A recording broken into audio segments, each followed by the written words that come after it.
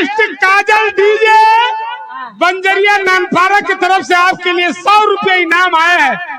ढोले में शुक्रिया लगा और गाने की फरमाइश है, अपने मनपसंद का कोई गजल सुना देना। अच्छा साहब, शुक्रिया लगाए दो गजल। वो मीठी मीठी बातियां, मीठी मीठी बातियां,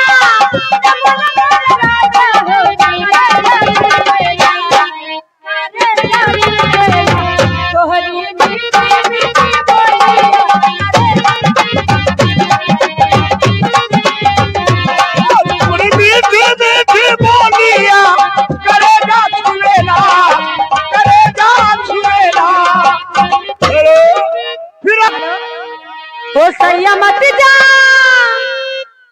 तो सोते दलाली में, वो सैया मत जा तो सोते दलाली में, हो अगिया लागल बाहरी जवानी में, अगिया लागल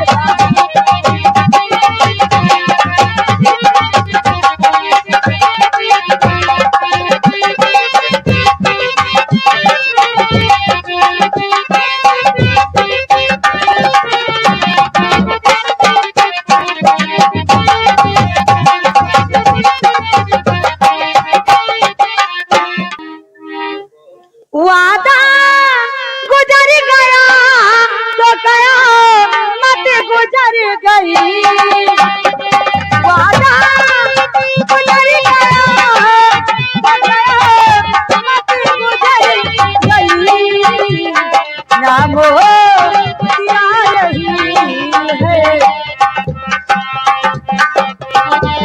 नाम दिया रही है,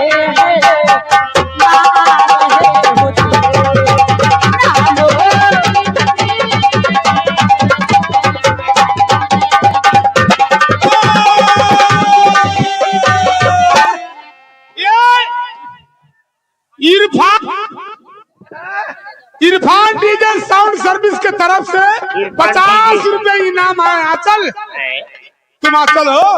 आंचल के भौजी हुई है तो अपने आंचल से दरबार कर शुक्रिया लगवा दो। इधर इस साइड में